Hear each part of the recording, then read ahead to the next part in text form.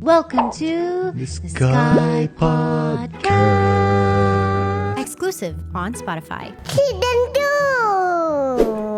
Okay. Welcome, welcome, welcome Good evening. to another wine night. Wine night. So we have video on Spotify in case you haven't caught on yet. And you have to take a shot. You have to sip when you cheers. If you haven't caught on That's yet. a very Chris Uy when she was 5 years ago na comment. Yung parang pinapainom ka talaga. Guys, si Chris, she is known to force feed you. Well, she was known to force feed you alcohol. Grabe naman yung force feed na term.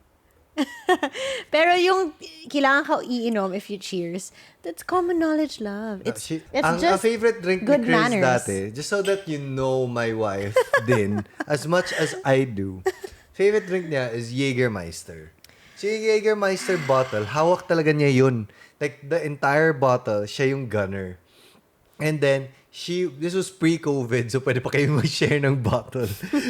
So, she would shove the Jägermeister to your mouth, and if you don't open your mouth, literally, masisira yung ngipin mo.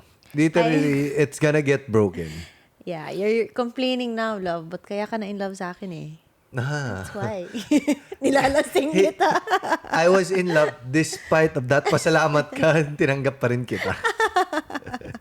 But those were fun times. Super fun times. Yes. And yeah, I was known to be like, if Chris is invited to the party, everyone's gonna get drunk. Beware. Ganon. So, well, I'm glad that we graduated and that's no longer me. I'm a very wholesome mom now. The only people I force feed are my kids. Oo, force-fed pa rin si Sevi. Si Sevi, He's not force fed. He's just overly busog. sabi ng okay? pedia, like parang, oops, too much. Yeah. Sevi's weight is like, A lot. yeah.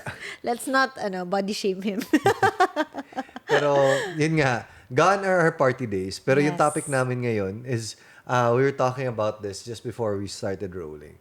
Galing to sa pamangkin ko. This is 2021? 21-ish, 21-ish. I wanna say. Basta Gen Z, party days pa siya, ganyan. Pero he was talking to us over dinner last night. His friends out were talking about listening to Skypodcast and may topic siya na sinasuggest na parang, bakit a lot of, so parang letters from the sky pa rin to. Letters from the sky in person. In person. Bakit daw na ano daw yung point of view namin when it comes to yung generation nila is always after instant wealth and instant gratification. Yeah. Not Yung just parang- instant wealth, instant anything. Because of social media, right? We expect things to come to us so fast. So fast. But we don't know that behind it pala, there's a lot of hard work, there's a lot of unglamorous things that have to happen, stuff like that, Yes. So parang this was his main concern na parang nasistress yung mga kaibigan din niya na he was talking mainly about like gusto nilang yumaman ng bigla. Like yeah, I the guess ones, because you can see, for example, if you follow certain YouTubers like Mr. Beast, Oo. he's only 23 years old and he's a top YouTuber. He earns so much, stuff like that.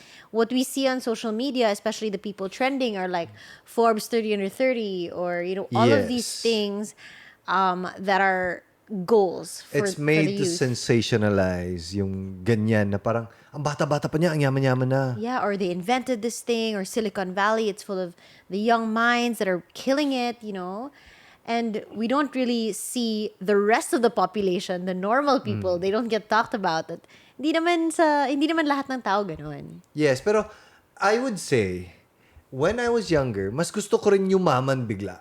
Like, I don't think it's a Gen Z thing. Maybe it's just parang mas grabe lang ngayon. But because when you're younger, that's when you want all these sports cars, all these private jets, yung yacht party, all these women fawning over you because you're successful, nice watches, etc., etc. Yun yung gusto mo when you're that age, yung party age. Gusto mo na VIP ako everywhere I go. So, I'm just saying na that's one of the reasons also that mostly at that point in your life, gustong-gusto mong yumaman. But when I was in my 20s, I never really thought of gaining instant wealth. But I guess it was like being in like having a job that I loved instantly without trying all of the things that, were out in the market. Syempre, hindi mo naman makuha yung dream job mo the first time around unless you're super lucky, Pero hindi mo nakita yung need for like Louis Vuitton, Chanel at that age?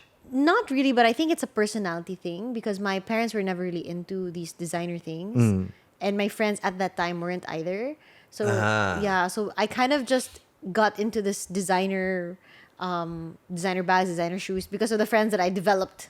Yeah. But I think it's because also sa Instagram ngayon, nakikita mo a lot of people have these things. And yeah. And your cousin was saying that in school now, lahat ng tao naka-designer bag. Yes. Lahat may Chanel. Not lahat, but ang daming may Chanel, may Fendi, may Prada. Like, everywhere you turn is a designer item. And I remember when I was in school, that wasn't the case at all. People were just wearing normal backpacks, unbranded, canvas tote, yung mga ganun lang. And if somebody brought a designer bag, like, nobody would even know what it was. Or it parang, wasn't a big deal. Ano siya, outlier siya. If she brought a designer bag, then parang, oh wow. Pero parang hindi siya Pero it wasn't yung like, naiinggit ka. Yeah, hindi ka naiinggit. Parang, okay, ganyan lang siya. Like, deadma.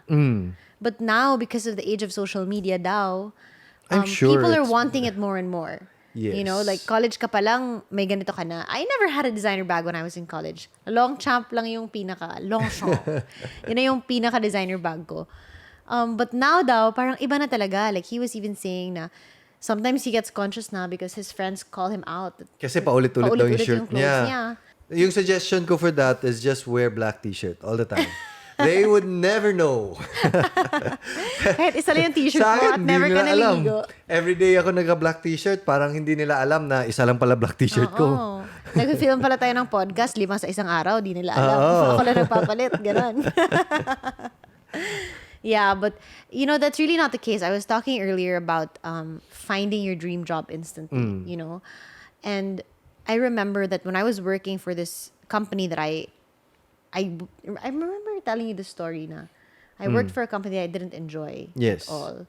And parang for them, I was so entitled because for them, gusto kong, kunyari, my dream job at the time was to be a stylist. And I entered being like the lowest ranking member. And according to them, entitled daw ako kasi gusto ko na just because I'm capable, diretso na ako maging stylist to celebrities. Hindi daw ako willing to put up the dirty work of taping the shoes, returning pull-outs, renting cars, and all of the stuff like that. A lot of the times kasi what we see on social media is the after na. Yeah. Yung, look at me, I styled this person, tada! Pero hindi natin pinapakita.